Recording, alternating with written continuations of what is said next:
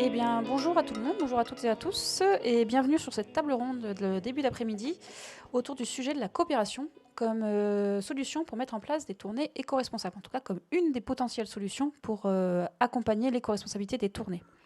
Alors moi, je suis Laetitia Zappella et je travaille comme consultante chez IPAMA, donc un cabinet conseil labellisé ESUS et Bicorp. Et en fait, notre travail, c'est d'accompagner tous les acteurs du spectacle, du sport et du tourisme, en fait, tous ceux qui font des événements dans leur transition écologique et sociale. Donc aujourd'hui, c'est moi qui vais animer cette table ronde, où on va avoir 3 intervenantes. Donc Florence Nessuta, Hélène Corr et Héloïse Roland. Et je vais les laisser se présenter. On va peut-être commencer par Florence qui est en ligne pour essayer Oui, de voilà, qu'elle se sente moins bonjour seule. à tous. Écoutez, je vous remercie et je m'excuse, de mon absence, en présentiel, mais j'ai eu un petit accident. Donc effectivement, je suis Florence Niesuta, je suis la codirectrice du réseau Chaînon. Alors le réseau Chaînon, c'est un organisme, national qui regroupe à peu près 380 structures en France, essentiellement des programmateurs dans des petites et moyennes salles. Et l'objectif de ce projet, qui maintenant a 40 ans, c'est faire remonter de repérer la création émergente et de la donner à voir. Donc en fait, c'est un projet qui est coopératif. C'est nos travailleurs, c'est nos programmateurs qui, repèrent les créations sur les territoires. Ensuite, on les présente au festival du Chaînon Manquant à Laval, et ensuite on accompagne les compagnies dans, la diffusion, de leurs spectacles et donc on organise les tournées, de ces compagnies. Voilà. Merci. Hélène, si tu veux te présenter. Il est allumé, oui. Bonjour, je suis Hélène Corr et moi je suis directrice technique adjointe de l'Opéra de Rennes. Et je participe à cette table ronde parce que l'Opéra de Rennes est membre de la coopérative.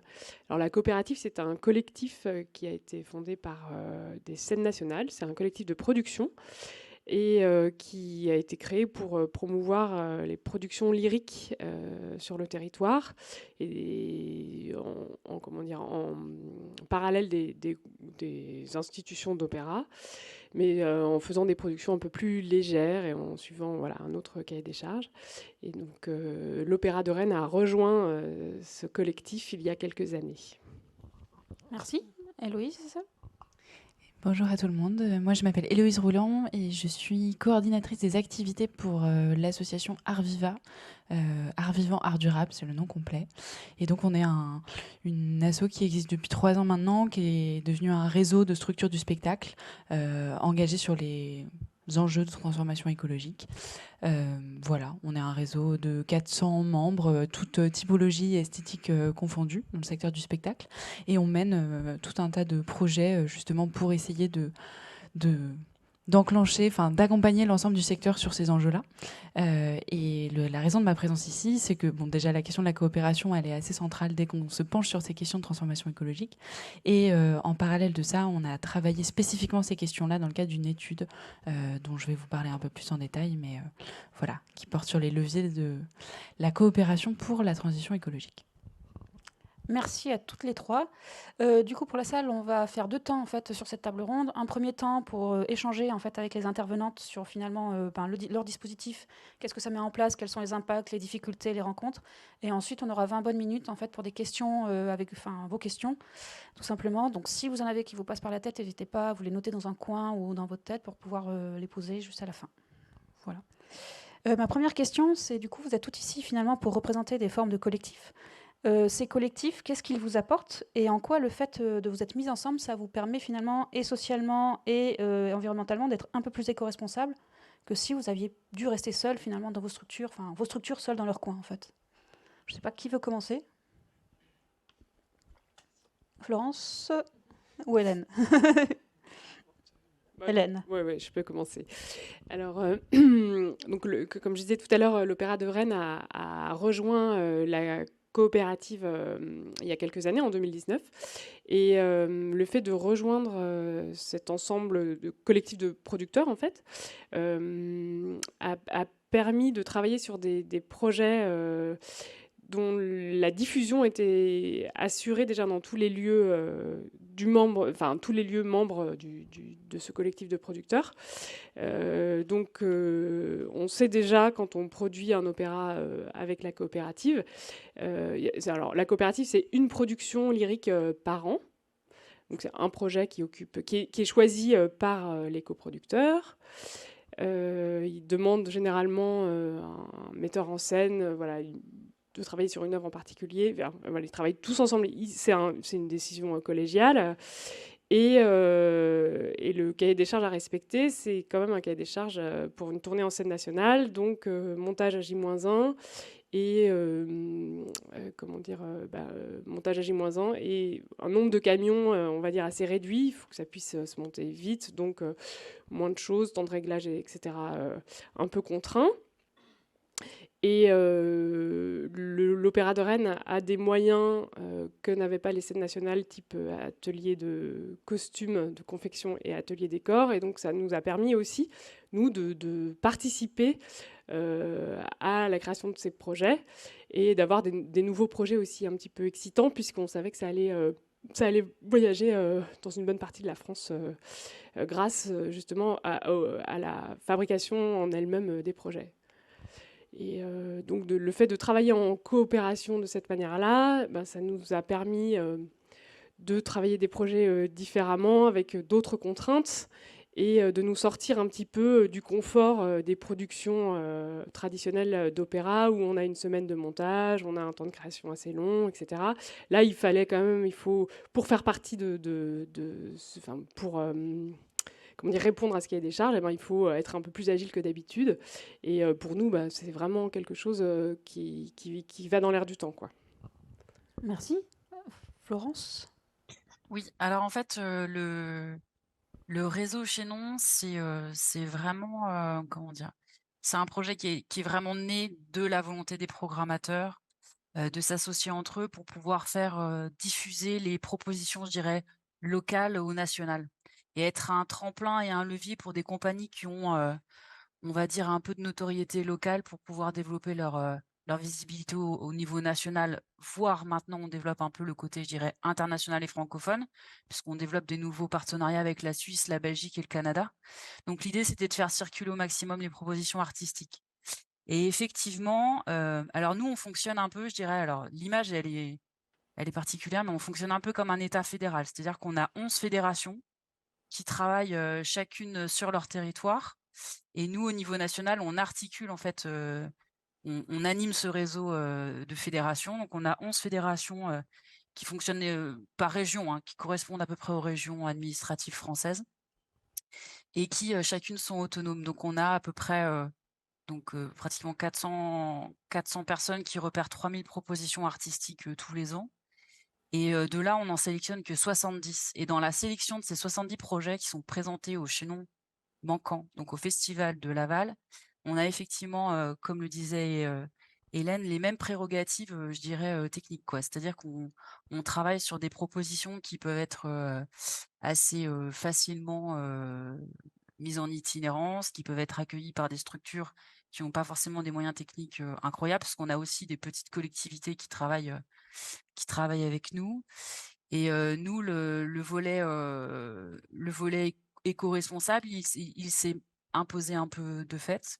puisqu'en fait, on organise, les tournées par région. C'est-à-dire qu'on crée, on a 3 temps forts dans l'année, le repérage en région qui a lieu entre janvier et mars, le festival qui a lieu en septembre et là, en ce moment, on organise donc les réunions des tournées des spectacles qui ont été présentés en septembre dernier pour la saison 24-25. Donc on travaille à N+1 et là, en ce moment, notre chargé de prod et notre directeur artistique font le tour de chaque fédération et organisent les tournées comme ça. C'est-à-dire vraiment, presque un peu à l'ancienne, où tout le monde se met autour d'une table et spectacle par spectacle, on organise, l'itinérance des projets, de façon, rationnelle pour mutualiser, les coûts de transport, on a aussi négocié des sessions avec les artistes en amont pour que ce soit accessible à tous. L'idée, c'est vraiment de travailler sur une mutualisation pour économiser au maximum les coûts et de vivre et créer des tournées qui soient les plus cohérentes possibles, quoi. Voilà. Merci. Est-ce que vous diriez l'une et l'autre que finalement, techniquement, ça a des contraintes supplémentaires ou que ça peut faciliter le travail ou un peu des deux dans ce sujet-là? Alors pour les projets de la coopérative, donc je vais pas citer les villes et les scènes nationales tout à l'heure, mais la coopérative, c'est la scène nationale de Quimper, Dunkerque, Besançon,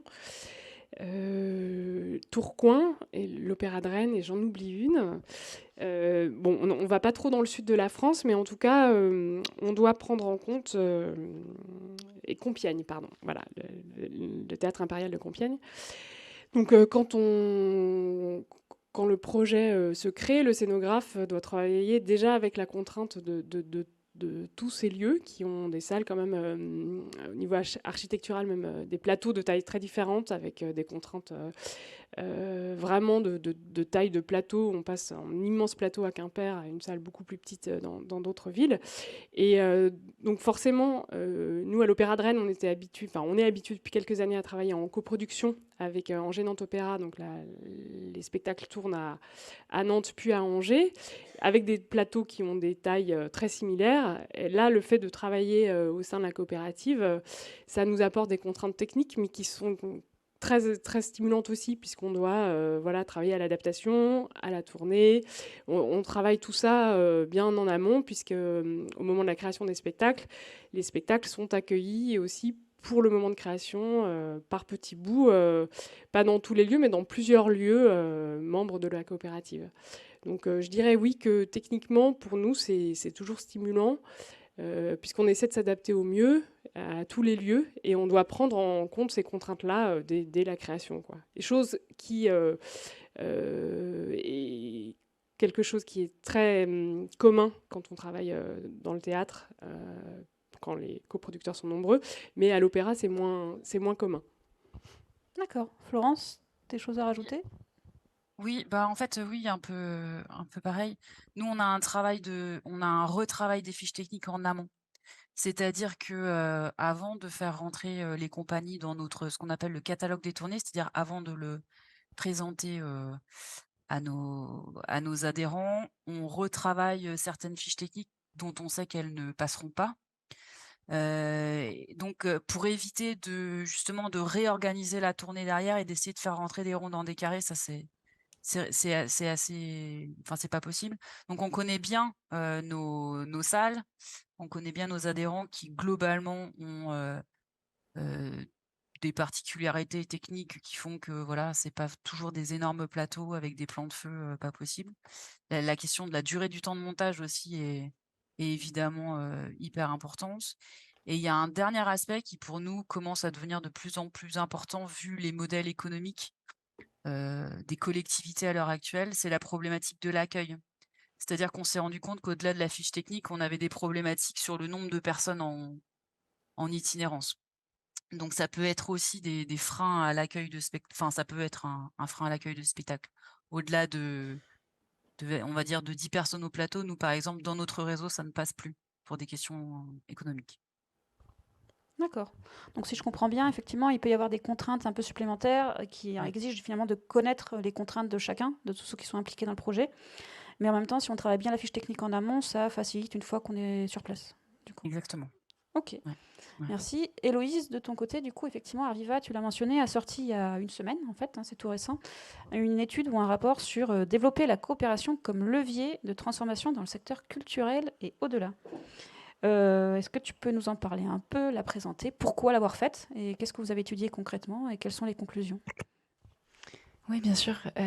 En plus, ça va se recouper un peu avec la question que tu as posée précédemment aussi, parce que à l'origine, donc nous, on est un réseau avec du coup plein de structures du spectacle. Et en fait, les structures, on est une association, donc les structures peuvent nous contacter pour adhérer. Et à partir du moment où elles adhèrent, elles s'inscrivent dans le réseau Arviva. En soi, on n'a pas grand-chose à leur apporter de plus, que c'est une forme de soutien aussi à notre projet associatif. Mais en tout cas, chacune des structures qui souhaitent adhérer, on échange avec elles en amont, et donc c'est intéressant parce que ça nous permet de connaître un peu les problématiques de toutes ces structures sur les questions de transition écologique et surtout les freins auxquels elles sont confrontées. Et en fait, depuis la création, il y a vraiment des freins qu'on retrouve à tous les endroits, tout le temps, et notamment des freins au niveau, par exemple, à chaque fois, en fait, on touche aux questions de coopération, notamment par exemple sur la question de la mutualisation. Il y a beaucoup de structures qui sont sur un territoire, qui voudraient avoir à ne pas acheter tel ou tel matériel, mais pouvoir l'utiliser à plusieurs, etc. Et qui n'arrivent pas à s'organiser ou qui ne savent pas qui peut leur prêter telle chose, comment l'acheminer jusqu'ici, etc. Et donc ça, c'était un peu des invariants qu'on avait remarqués à chaque fois, qui se portaient. Du coup, effectivement, il y a la question de la tournée, de la coopération aussi en termes d'organisation, de rationalisation, mais aussi sur la question du réemploi, il y a énormément d'enjeux de coopération et qui du coup n'arrivaient pas à se mettre en place et qui ralentissaient parfois des démarches de structure. Donc ce sujet, on l'avait un peu en tête et on ne savait pas trop comment est-ce qu'on pouvait l'aborder, le traiter, nous, à travers nos activités. On avait essayé de mettre en place des cartographies, une sorte d'un outil sur notre site où les gens pouvaient dire voilà, je suis telle structure, je suis à tel endroit et moi je prête tel et tel type de matos, et d'essayer d'avoir une sorte de carte comme ça pour que les structures puissent avoir les infos.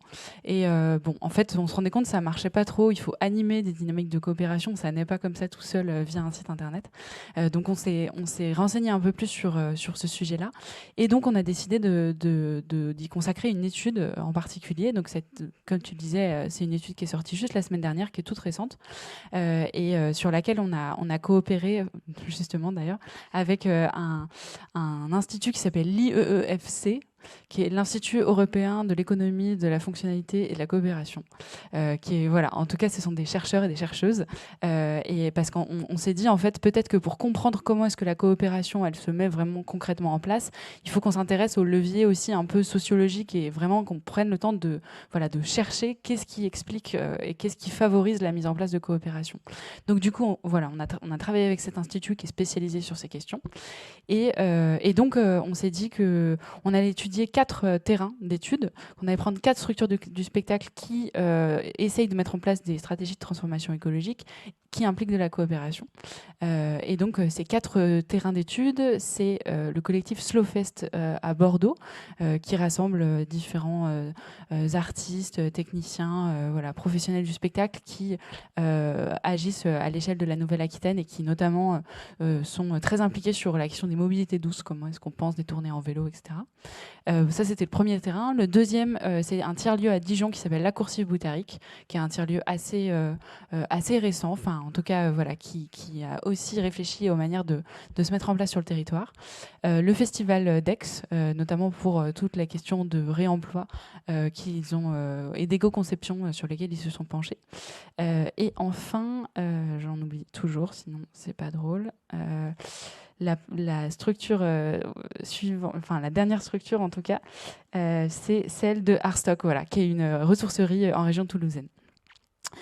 Et donc, en fait, il y a eu des entretiens qui ont été menés avec ces 4 structures et ensuite une phase d'étude et de réflexion sur comment est-ce que au sein de chacune de ces structures, la coopération s'est mise en place et est-ce que ça a permis de favoriser une transition écologique ou pas. Est-ce qu'au contraire, c'est le fait de se lancer dans des démarches de transition qui obligent à faire de la coopération. Par quel bout est-ce qu'on prend la problématique. Et donc, cette étude, du coup, elle est assez complète et je ne vais pas la résumer là tout de suite, mais en tout cas, ce qui est intéressant, c'est qu'on voit qu'à chaque fois qu'il y a eu des démarches de coopération qui ont été mises en place, ça partait d'une activité, ça partait d'un projet bien précis, et en fait, ça infuse vraiment à tous les endroits. Ça modifie les manières de travailler de tout le monde, ça demande plus de transversalité, bien sûr. Ça modifie la relation avec le territoire. La coopération, elle se pense vraiment à l'échelle territoriale. Et puis, de manière générale aussi, au-delà des manières de travailler, ça repense aussi d'autres endroits au niveau de la création de valeur, de qu'est-ce qui fait de la valeur. Est-ce que nos indicateurs de valeur, ça va être les questions économiques, mais est-ce que du coup, quand on pense la coopération, on ne va pas aussi penser à d'autres grilles d'indicateurs, etc. En tout cas, on pourra rentrer dans le détail de ce que ça nous a appris, mais ça nous a surtout posé plein de questions, cette étude, et du coup, surtout des questions de mise en application. Au-delà de la recherche, comment est-ce qu'on travaille concrètement vraiment la mise en application. Et donc, cette étude, elle va donner lieu à un parcours qu'on est en train de concevoir, qui pourra bénéficier, des structures culturelles pourront en bénéficier. Ça va être un parcours d'1 an à peu près, où il y aura un accompagnement qui sera fait par des personnes spécialisées sur les questions de coopération pour se dire comment est-ce que, au sein d'une structure, sur le long terme, on modifie les manières de faire pour être davantage sur les questions de coopération. Voilà, j'ai déjà parlé un peu longtemps, mais en tout cas, c'est le cadre un petit peu de notre travail qui est finalement assez diversifié en fonction des terrains. Merci beaucoup. Alors, je sais bien que l'étude est sortie il y a peu longtemps, donc vous n'avez pas eu l'occasion de la lire ou de regarder un peu les conclusions dans le détail.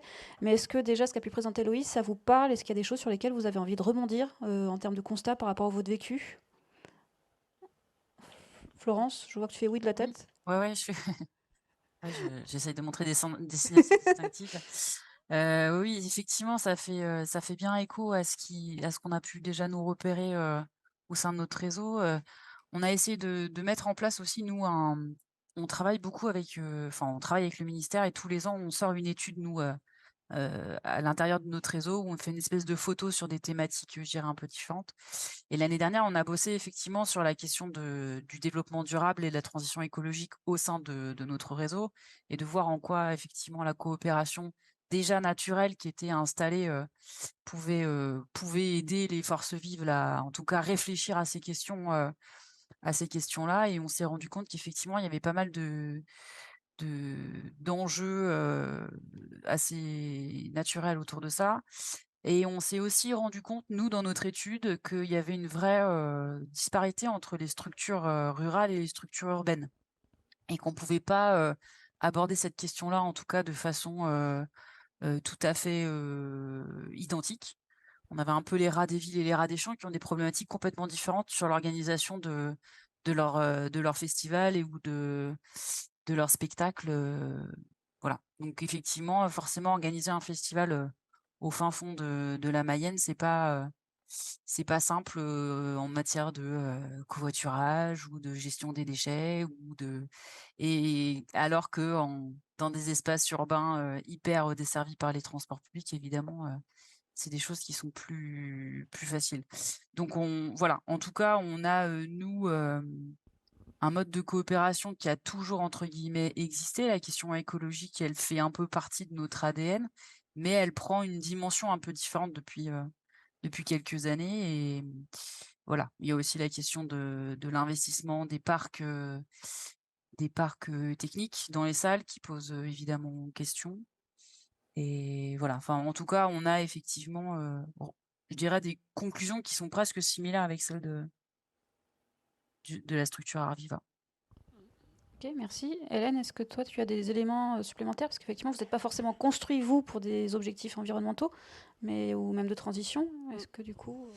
Oui, en fait, c'est vrai que nous, finalement, les conséquences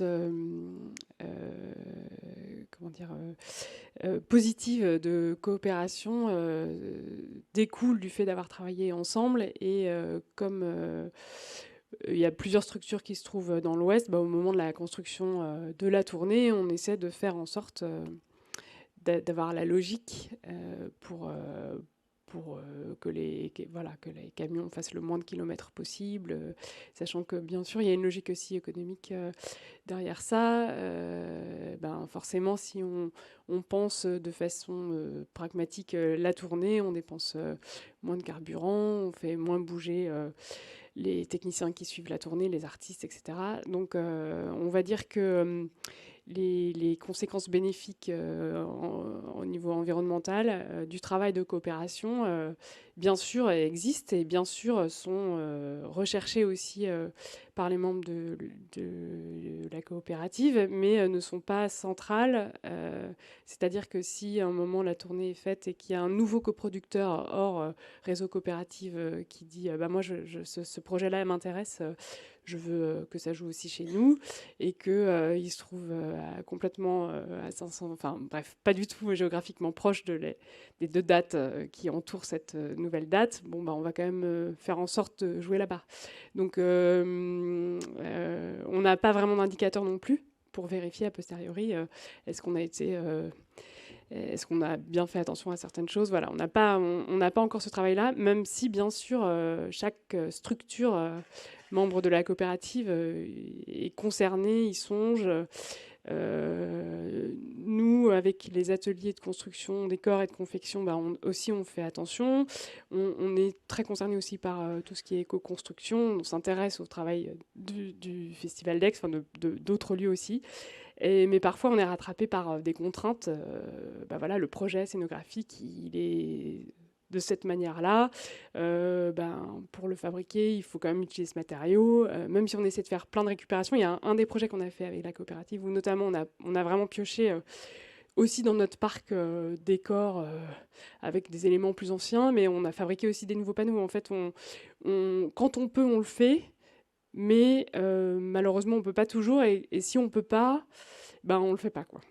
Voilà. Et donc, c'est un peu la chose où c'est pas... le travail de coopération nous permet de faire plein de choses, mais si on fait beaucoup, par exemple, si c'est un décor qui est beaucoup plus gourmand que ce qu'on avait prévu et que finalement, il faut 2 camions, plus un porteur, on va prendre 2 camions et un porteur. Malheureusement, mais aussi heureusement, parce que sinon le spectacle serait pas ce qu'il est, et puis il n'aurait pas... il y avait beaucoup d'ambition, et la réponse c'était d'avoir autant de matériaux pour le décor, et c'est comme ça, et c'est quand même l'ambition du projet qui va être privilégiée par rapport à essayer coûte que coûte de rentrer dans une grille, quoi. Donc en fait, on voit que la coopération, c'est finalement quelque chose d'essentiel pour faire la transition, mais c'est pas suffisant en tant que tel par rapport pour aller dans une démarche de transition. Il y a d'autres éléments qui rentrent en ligne de compte, du coup.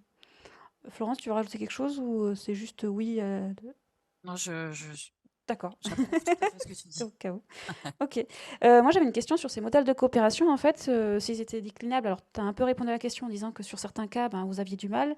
Est-ce que c'est déclinable finalement à tous vos spectacles si on y réfléchissait, que c'était bien pris en amont, en réfléchissant aux fiches techniques dès le départ? Est-ce que tous vos spectacles, c'était faisable? Est-ce que finalement, toutes les esthétiques peuvent être concernées par ce modèle de coopération et finalement proposer des choses qui sont pas forcément finalement si complexes que ça à mettre en œuvre au-delà du travail de coopération à mettre en place en amont? Mais ou est-ce qu'il y a des esthétiques pour lesquelles c'est même pas envisageable pour X raisons, en fait, ou des spectacles? Alors, je vais répondre pour les esthétiques plutôt lyriques, au théâtre et danse. Pour moi, il n'y a aucun problème en fait à la coopération, puisque finalement, le travail même entre producteurs, c'est quand même aujourd'hui très rare d'avoir une production où une seule salle ou une seule entité est productrice en fait.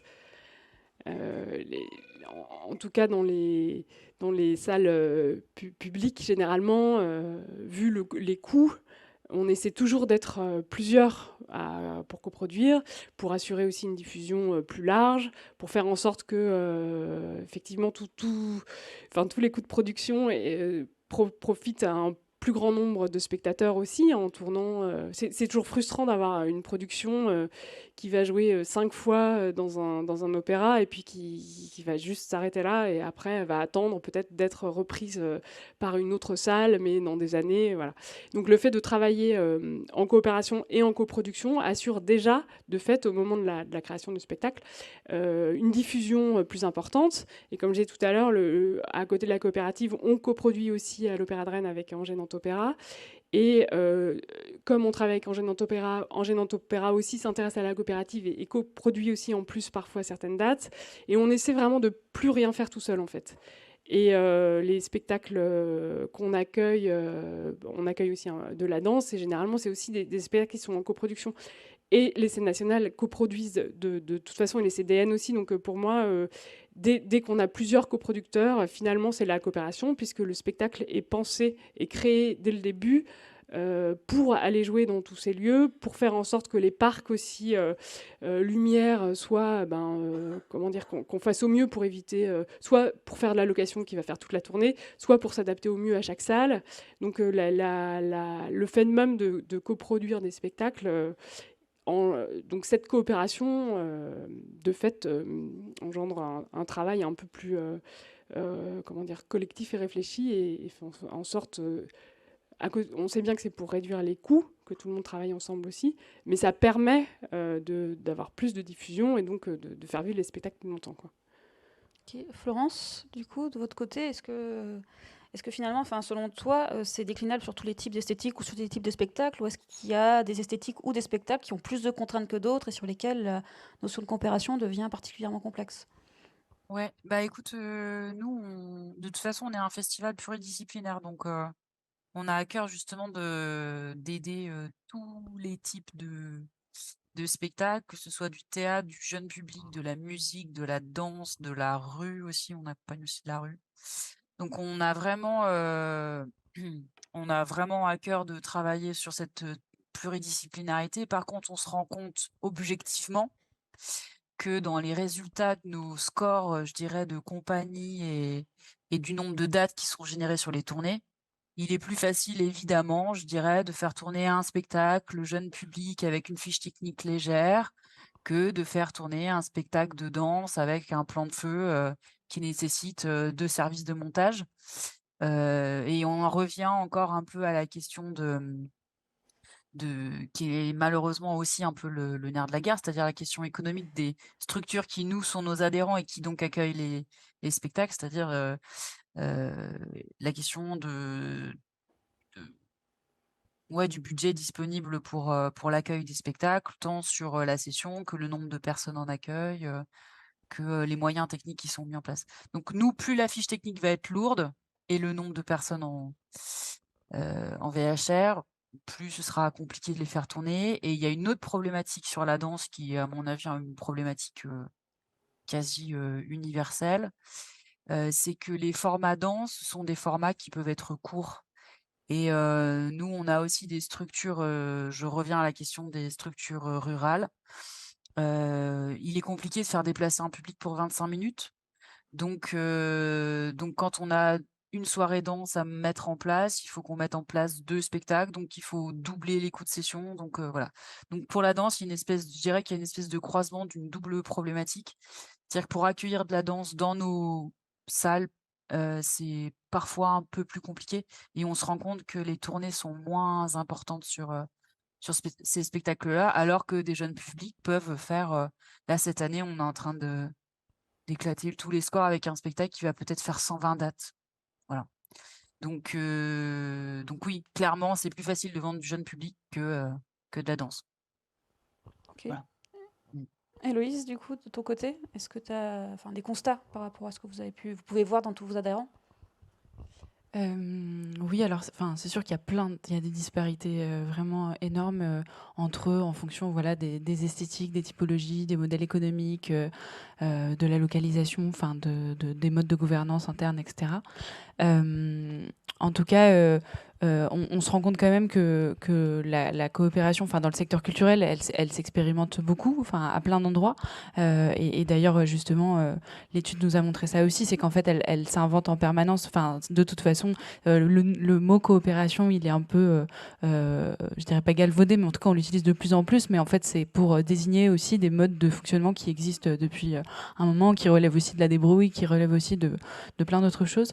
Je dirais, enfin, en tout cas, de manière assez simpliste sans doute, mais il y a quand même des endroits où la coopération reste compliquée, notamment voilà, quand il y a des enjeux d'exclusivité, etc., notamment au niveau de la programmation. Ça, c'est des endroits où il y a encore des freins assez évidents à la mise en place de cette coopération.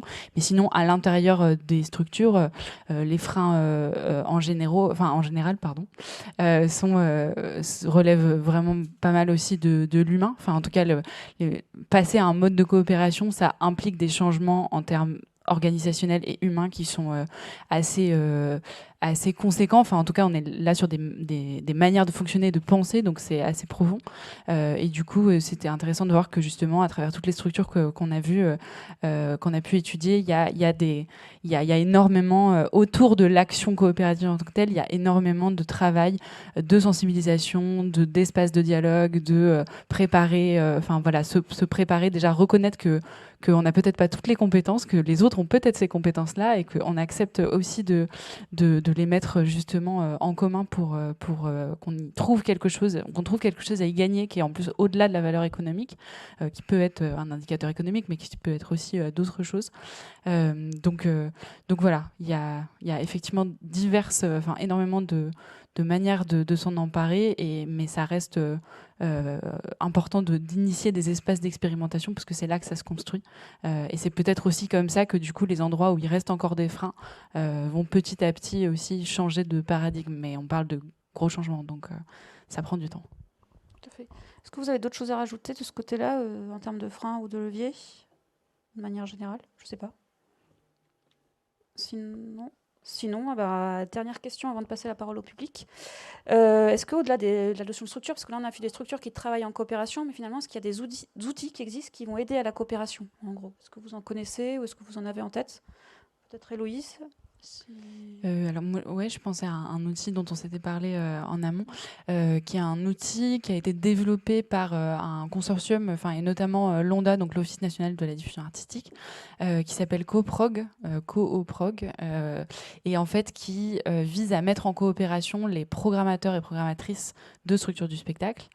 Donc en fait c'est une plateforme où en gros c'est gratuit, vous vous inscrivez en inscrivant votre structure du coup, et ça permet en fait de mettre en coopération le processus de programmation, parce que on peut accepter de partager sa programmation, en tout cas de partager des infos, ce qui permet du coup pour un programmateur par exemple qui cherche quelque chose qui cherche quoi programmer à telle date, de regarder ce qui se fait aussi aux alentours pour potentiellement essayer de construire une forme de rationalisation mais ce qui pose énormément de questions, parce que ce que je disais, toucher à la programmation, à l'exclusivité, à l'idée de proposer une programmation originale, unique et qui se distingue des autres, c'est vraiment pensé, pour ces métiers-là, en tout cas, c'est quelque chose qui n'est pas du tout évident.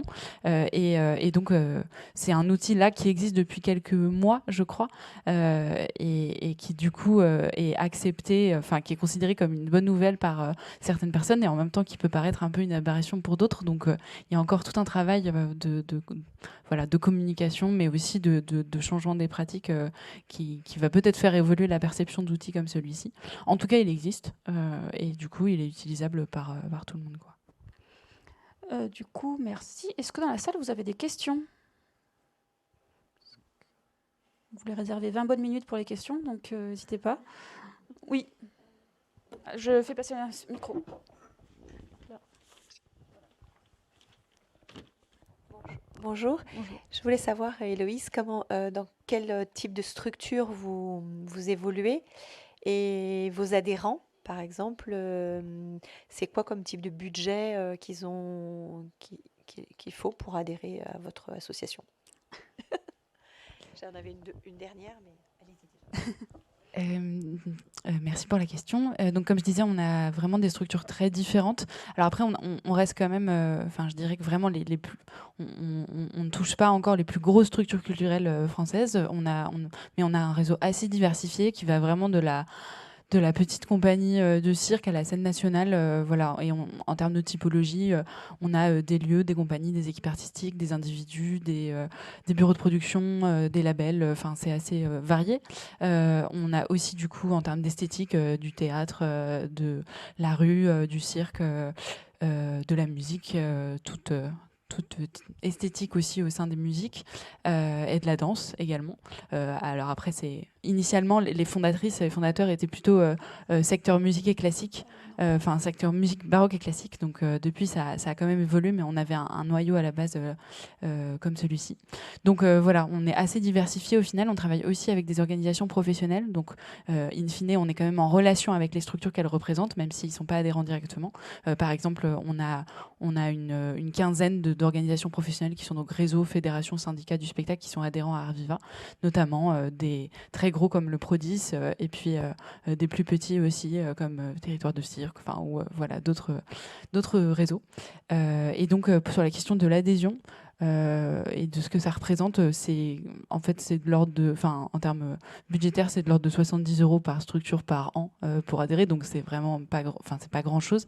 Et comme je disais, on est une association, tout ce qu'on produit est open source, est gratuit, est accessible à tout le monde. Donc, je dirais pas qu'il n'y a pas d'intérêt à adhérer, mais en vrai, on ne propose pas grand-chose finalement de plus aux structures qui y adhèrent. C'est plutôt une forme de soutien au projet associatif et de s'inscrire dans notre réseau, etc., quoi. Voilà. Votre équipe, elle est nombreuse? Et notre équipe, elle grandit vite. Notre équipe, l'ASSO existe depuis 3 ans. Moi, je suis arrivée l'année dernière en stage et il y avait un salarié. Et là, on est 4 et bientôt 5. Donc ça évolue très très vite d'année en année. Aussi parce que je pense que, et c'est une bonne nouvelle, parce que le sujet de l'écologie, du coup, prend de la place et visiblement mobilise du monde. Bonjour. Est-ce que vous n'avez pas quand même un souci avec l'artistique? À force d'aller sur du plus petit, du plus petit, du plus petit, est-ce qu'il n'y a pas à avoir un frein des metteurs en scène, des scénographes, des éclairagistes, en disant à un moment donné, on va être au bout du bout et au niveau de l'expression artistique, comment on la gère, quoi? Alors, comme j'expliquais tout à l'heure, en tout cas dans les projets coopératifs, donc c'est une production par an. Et l'artiste, le metteur en scène, le scénographe, enfin, le metteur en scène, voilà, reste quand même central. Donc, si la demande dépasse un peu le cahier des charges, comme je disais, montage à J-1, nombre de camions limités, etc., et que le projet artistique entraîne un dépassement, eh bien, on dépasse, justement pour pas contraindre. Pour pas contraindre trop non plus, mais les metteurs en scène qui sont approchés par la coopérative savent que d'emblée, avant d'accepter de travailler sur un projet pour la coopérative, ils savent que la tournée va avoir lieu dans telle et telle salle, que la contrainte à essayer de suivre au mieux ces montages à J-1, et que voilà, l'équipe est plus réduite que sur des productions qu'ils pourraient faire, eux, avec leur propre compagnie ou accueillis dans d'autres lieux.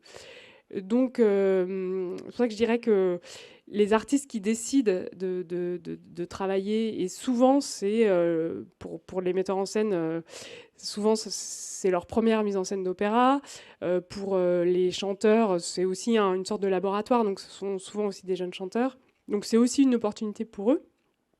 Et cette opportunité fait qu'ils acceptent les règles du jeu. Et les membres de la coopérative acceptent aussi que parce qu'ils ont demandé à tel metteur en scène de venir faire une mise en scène avec eux, que ben voilà, finalement ça dépasse. Et ben soit ça dépasse et exceptionnellement, voilà, il faut trouver la façon de faire pour que ça reste acceptable. Mais il n'y a pas de contrainte supplémentaire qui est donnée à l'artiste qui accepte de travailler sur un projet avec la coopérative. Donc pour moi, comment dire, ces règles étant acceptées dans ce contexte-là, si les metteurs en scène veulent faire des choses beaucoup plus grosses, c'est dans un autre contexte et pour l'instant, elles peuvent encore le faire. Florence, un complément là-dessus ou Oui, enfin, je rejoins Hélène là-dessus, c'est-à-dire que je comprends tout à fait la question, mais je crois que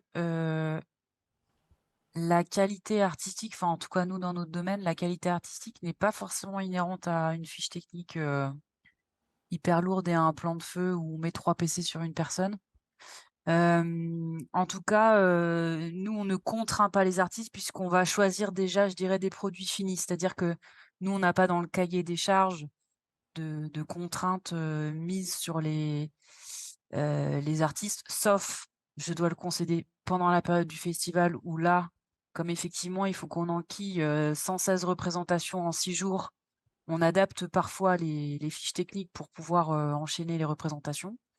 Mais globalement, c'est une question qui est tout à fait légitime. C'est jusqu'où on va dans l'allègement de la création, lumière, technique, et cetera, dans le discours artistique. Est-ce qu'on dénature l'exigence artistique en allégeant un peu? Moi, je pense qu'on peut justement, trouver un terrain d'entente et ne pas, brimer la création. En tout cas, c'est aussi et surtout de la responsabilité des compagnies maintenant, de prendre vraiment à bras le corps cette question de la transition écologique. et pas qu'aux producteurs et ou diffuseurs. C'est-à-dire que là, enfin, je pense que voilà, les choses sont assez claires, mais c'est surtout, pour moi, de la responsabilité des artistes de penser à ces questions aujourd'hui.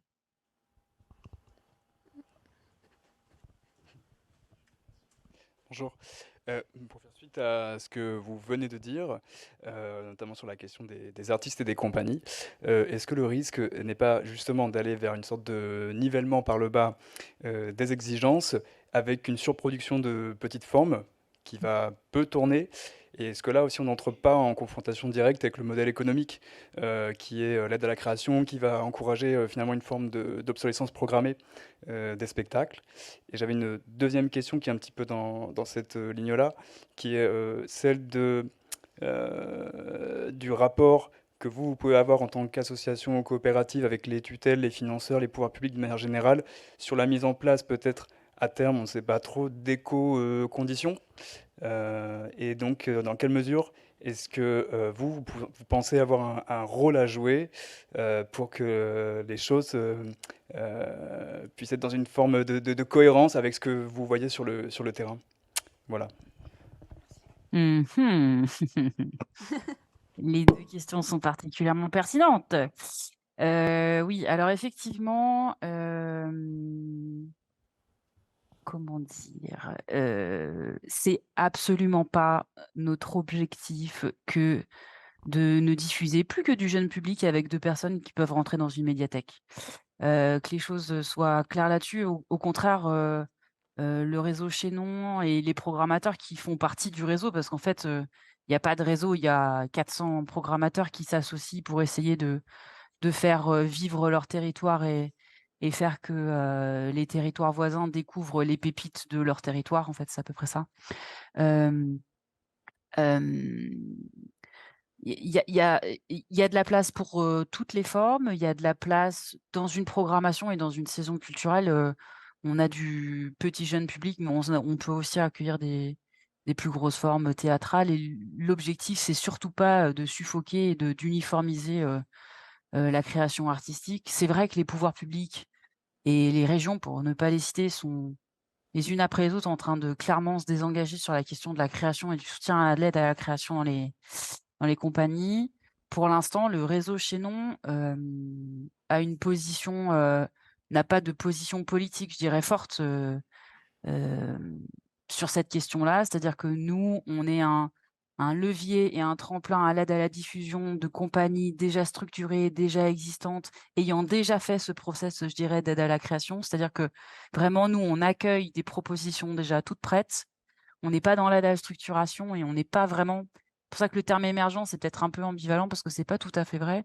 On est quand même dans de la diffusion de compagnies qui ont déjà en général une bonne assise régionale et qui veulent une visibilité, nationale, voire internationale.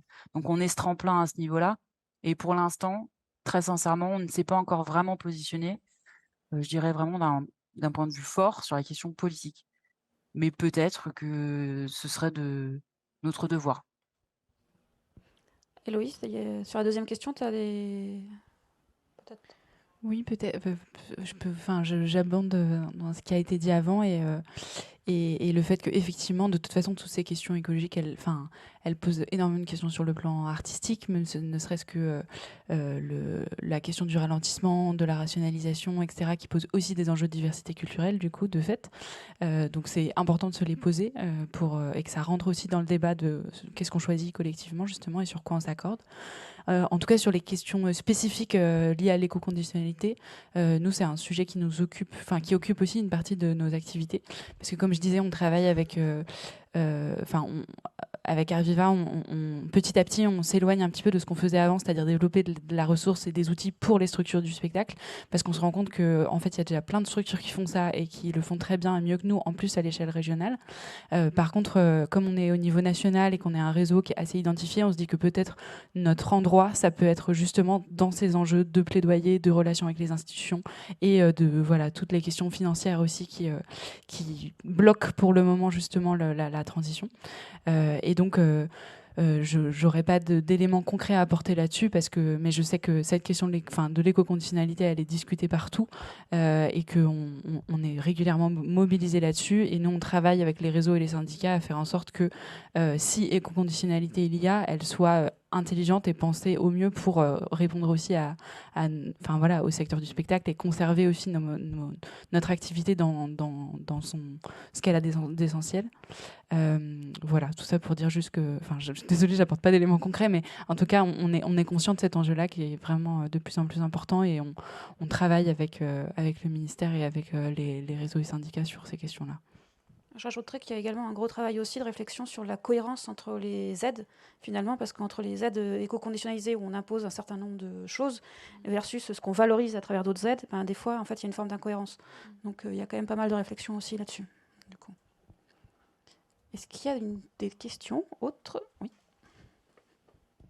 Bonjour, moi j'aimerais savoir plus précisément ce que du coup vous attendez des compagnies, puisque c'est vrai que vous représentez divers types de structures et on a l'impression du coup que les compagnies sont au bout de la chaîne, que pèse un certain nombre de contraintes, d'adaptation, de réflexion sur ces enjeux-là, donc ce qui me semble complètement normal pour coopérer, mais du coup à l'endroit de la coopération, enfin au-delà de la conception des spectacles, en quoi les compagnies peuvent travailler aussi au développement de ces réseaux-là, étant donné qu'elles ne sont pas du tout en position de force pour le faire face à des programmateurs. Qui a une réponse à apporter? Non. Moi, pardon. Vas-y, Moi, je Florence. peux, je peux éventuellement Oui, vas-y. répondre. J'entends que ça commence à faire beaucoup pour les compagnies. C'est-à-dire qu'effectivement, il y a quand même pas mal de contraintes qui peuvent peser sur la création artistique aujourd'hui, où il y a beaucoup d'exigences qui peuvent être paradoxales même. Nous, pour le coup, on est vraiment dans quelque chose d'assez bienveillant, justement. Notre objectif principal pour les programmateurs, c'est de faire remonter des propositions de compagnies locales et on n'intervient jamais, en fait, dès le processus de création. C'est-à-dire que on n'a pas ce rôle et jamais on ne s'immiscera dans la nature d'une création. Par contre, on pourra éventuellement, effectivement, peut-être adapter un petit peu un plan de feu parce que du coup, c'est pas, dans nos salles, c'est pas possible de passer 3 jours de montage, quoi. Mais on n'attend au contraire rien des compagnies. Nous, le chaînon, c'est, tous les ans, c'est une photographie de nos enjeux de société. C'est une création qui est, hyper originale, qui est assez, vivante et on n'est pas dans les mêmes enjeux que les salles nationales, ça c'est évident. Et au contraire, je sais pas comment dire, mais nous, nos programmateurs, ont à cœur de porter les compagnies en lesquelles ils croient et de les présenter un peu aux copains parce que le Festival du Chaînon Manquant, c'est une grande cousinade, hein, faut venir, hein, vraiment, on est dans quelque chose de très bienveillant. Il y a pas de question d'ego, il y a pas de question de rivalité, je me garde l'exclusivité sur ce spectacle. Au contraire, quoi, on est là pour donner à voir et faire que le spectacle auquel on croit soit vu et acheté par, un maximum de compagnons, parce qu'on est presque dans quelque chose de compagnonnage, où on est aussi dans un accompagnement entre programmateurs de voilà, de collègues. Donc, j'ai pas de en fait, je pourrais pas vraiment répondre à cette question. C'est-à-dire qu'on n'attend pas, on met pas la pression aux compagnies sur les qualités, ou sur les choses que l'on attend d'elles. On accueille vraiment ce qui se passe et après, par contre, tout ne rentre pas. C'est-à-dire que nous, on a un réseau, particulier de petites et moyennes salles, donc on peut pas accueillir des propositions qui, par exemple, tournent, à l'Opéra de Rennes ou voilà, c'est juste une histoire de ça voilà. On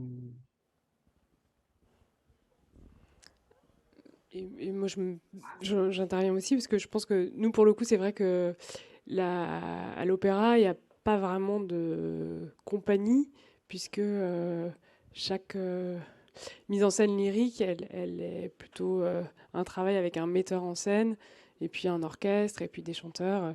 Il n'y a pas vraiment de notion de compagnie, et j'ai pas l'impression non plus que le travail en coopération impose des choses particulières. Enfin, j'ai pas l'impression qu'on soit dans la contrainte non plus au niveau de vraiment de la demande, enfin de la commande en fait. Il y a une commande qui est faite, effectivement, qui doit respecter certaines choses parce qu'on sait où ça va jouer, mais après, on accueille la création comme elle est, quoi. Alors ça c'est moi, mais effectivement c'est moi, enfin un accompagnement de différentes structures. En fait, souvent j'ai la réponse, on est au bout de la chaîne. En fait, chacun a l'impression d'être au bout de la chaîne parce qu'il dépend tellement, il y a tellement d'interactions et d'interdépendance entre les différents acteurs finalement de l'écosystème qui coproduisent le spectacle. Et en fait, je ne sais pas si certains attendent plus que d'autres, etc. Mais après, ça va dépendre finalement, en termes de coopération, ça permet de connaître les contraintes des uns des autres. Est-ce qu'on peut demander à l'autre ou enfin, est-ce qu'on peut se demander mutuellement? C'est un peu l'intérêt. Mais effectivement, après, je ne peux pas répondre sur la... Ouais, en tout cas, pour nous, les compagnies sont au début de la chaîne et sûrement pas à la fin. C'est-à-dire que le début du process, c'est la création artistique et le repérage. Donc après, nous, on a une forme de sélection qui fait que on va chercher dans les propositions qui existent celles qui, entre guillemets, répondent le mieux au cahier des charges du réseau chez nous. Mais les artistes sont bien au début de la chaîne, quoi. Pas de réponse précise, mais voilà. Est-ce qu'il y a d'autres questions? Du coup, il reste 5 minutes, donc si vous avez une question... Oui. Oui, tout à l'heure, vous parliez de Héloïse, toujours, d'échanges entre vos adhérents.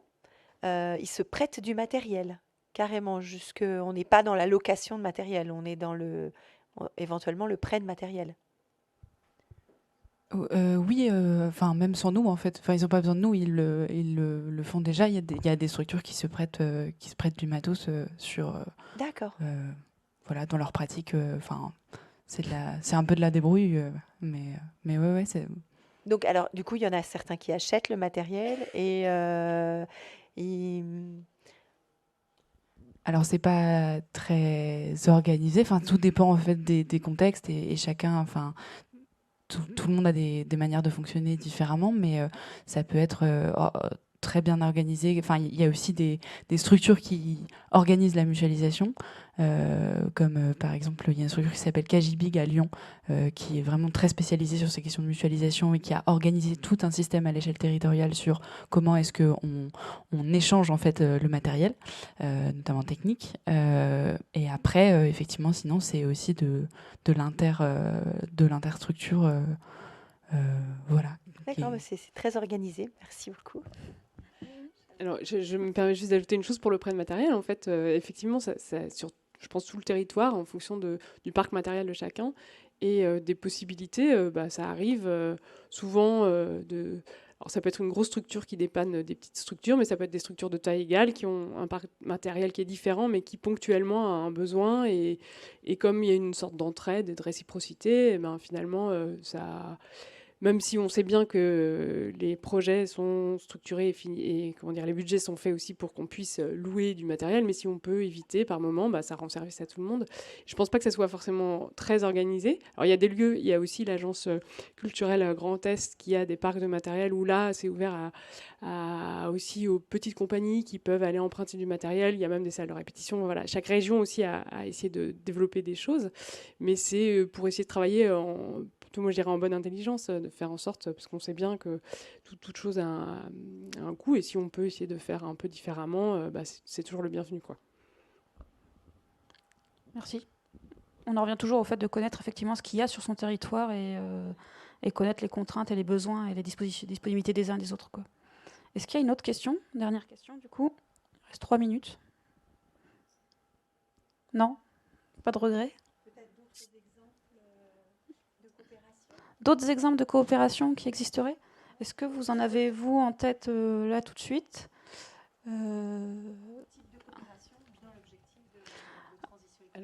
Alors, type de coopération, moi je dirais effectivement, par exemple, après je vous laisse la parole, le COFIS ou tous ces acteurs-là en fait régionaux qui en fait se mettent autour de la table ensemble et créent une association pour s'aider mutuellement, après créer des outils et se prêter du matériel parfois ou créer des formations et ainsi de suite, et qui finalement vont accompagner l'ensemble du territoire, en tout cas selon leurs spécificités. En Bretagne, c'est plutôt les festivals, à Nantes, c'est plutôt tout type d'événements, etc. Et ils vont accompagner les acteurs du territoire dans les besoins locaux qu'ils ont pu identifier. Mais il y a peut-être d'autres types de coopération. Kajibig, je trouve que c'était un bon exemple de coopération en soi qui a été donné. Kajibig, sur la question de la mutualisation, mais vous en connaissez peut-être d'autres. Alors moi je pense là aussi, bon, je reste un petit peu dans le milieu de l'opéra, mais c'est parce que c'est un milieu que je connais bien. Je sais que l'opéra de Limoges et l'opéra de Bordeaux, depuis un petit peu plus d'1 an, essaient d'avoir aussi des choses, de partager du matériel et des accès à leur stockage sur leur territoire. Alors même si géographiquement c'est un peu éloigné, finalement ils font partie de la même région. Et il y a aussi cette réflexion-là qui est sur leur territoire. Et nous, dans l'Ouest, voilà, avec la collaboration avec Angers Nantes Opéra, fait que on essaie vraiment de collaborer pour faire en sorte que, comme toujours, hein, que les projets jouent plus, parce que à l'opéra, effectivement, on fera jamais 120 dates de diffusion, hein, c'est beaucoup plus petit, puisque c'est souvent des choses, voilà, il n'y a pas 2 personnes sur le plateau, c'est souvent énorme, mais voilà, on essaie vraiment de travailler ensemble pour que le matériel, il soit entre les différents parcs des lieux, qu'on essaie d'avoir le maximum disponible pour la création et que ça tourne ensuite, pour que ça tourne plus et plus simplement, quoi. Et Héloïse, tu en as en tête ou pas? En fait, c'est encore un exemple d'opéra, donc. D'accord. Mais c'était le collectif 17h25, C'est qui est ça. un collectif assez connu et qui rassemble 5 maisons d'opéra qui travaillent à standardiser leurs éléments de décor pour qu'ils puissent que les éléments puissent circuler plus facilement entre les différentes maisons et puissent être réutilisés pour avoir les mêmes bases de travail. Ce qui implique du coup de mettre en relation les ateliers, les techniciens, etc. et qui demande du coup un gros travail d'accompagnement au changement. Voilà. Si dans le public quelqu'un a un exemple, n'hésitez pas. Oui, après les ressourceries, effectivement, avec l'exemple du Ressac, il y a Arstock, etc. On n'est pas sur de la c'est une forme de coopération quand même, mais c'est un format de coopération, ouais, tout à fait. Oui, c'est vrai que à Rennes, une partie les éléments de décor qui sont déclassés, on les donne à la ressourcerie locale, parce que la ressourcerie culturelle, il y a une ressourcerie culturelle à Rennes qui est en création, et à un moment donné, on a donné pas mal de toiles, d'opéra, donc c'est des immenses toiles peintes, et on a fait appel au Ressac pour essayer de trouver la ressourcerie culturelle la plus proche qui pouvait venir les prendre, et puis après les redistribue dans le réseau des ressourceries culturelles pour en faire bénéficier aussi le plus grand nombre. Et donc c'est vrai que c'est des collaborateurs et des acteurs aussi. Vraiment aujourd'hui, là on parle plutôt de recyclage, etc., de réutilisation et de réemploi, mais ce sont vraiment aussi des acteurs très importants aujourd'hui, je trouve, sur tout le territoire. Merci. Du coup, s'il y a quelqu'un qui veut faire une conclusion, sinon je m'en charge. Voilà. La démarche de coopération, pour moi, effectivement, de ce que j'en comprends, c'est surtout une démarche très proactive, et ça n'apparaît pas tout seul, en fait, hein. C'est quelque chose de dynamique. Donc, sur son territoire, on ne sait pas ce qui existe, on ne sait pas ce qu'il y a. En fait, il faut aller chercher, et sinon, on peut aussi créer par soi-même en allant voir, en fait, les uns les autres, et en essayant de comprendre ce sur quoi on peut travailler ensemble. Et je crois que c'est dans l'étude d'Arviva qui est disponible en ligne, où effectivement il y a pas mal de choses. La première chose, c'est déjà de prendre contact et de trouver un projet sur lequel on peut commencer à travailler ensemble, en fait. Voilà. Merci à tout le monde et très bonne journée.